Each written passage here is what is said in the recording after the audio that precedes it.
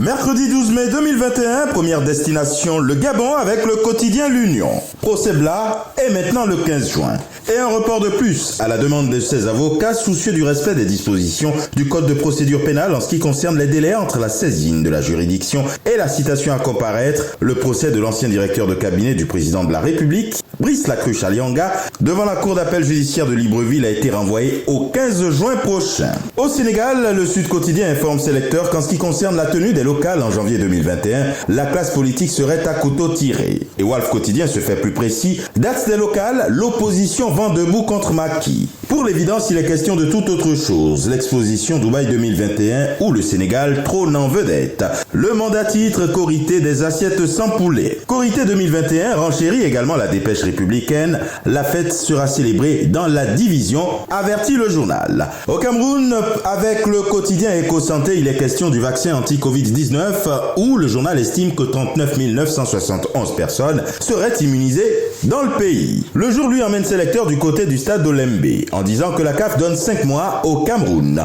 Réalité Plus écrit, succession à Paul Biya, Franck ne dit rien, ils veulent te sonder pour amener ton nom chez les sorciers, avertit le journal. Cameroun Tribune menace, port d'effets militaires par les civils, pas de confusion, vêtements, bérets, casquettes, chaussures de combat et même masques anti-Covid aux couleurs et motifs de l'armée sont devenus des objets de mode portés par des civils. La pratique sème la confusion et peut servir de couverture à des actes de banditisme. Et le ministère de la Défense s'entend siffler la fin de la récréation. Gouvernance au sommet de l'État, avec l'événement précis, nous sommes au Bénin, les graves révélations de Talon, la classe politique éclaboussée. Conseil électoral, écrit Info Matin, la fumée blanche attendue pour ce jour.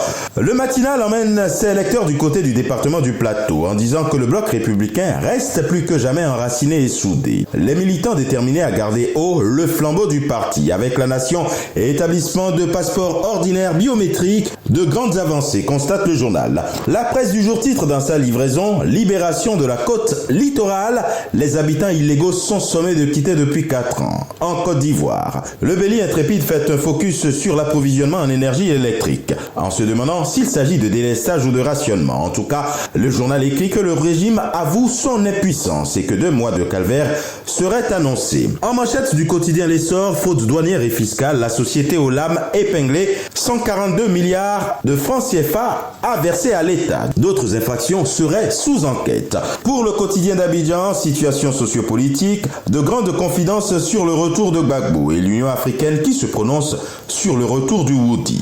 Avec Togo Matin, adoption par les députés togolais, le Togo désormais inscrit à la Convention de l'eau et à la Charte africaine sur la sécurité routière.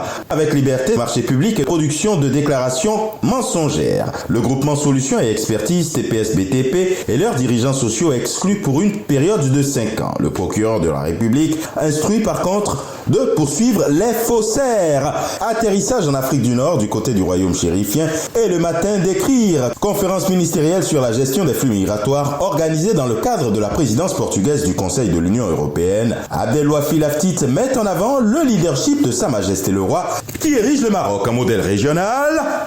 Et ce sera tout pour aujourd'hui. Excellente fête aux communautés catholiques et musulmanes. Mais encore, prudence, vigilance et surtout, n'oubliez pas les gestes barrières. À vendredi.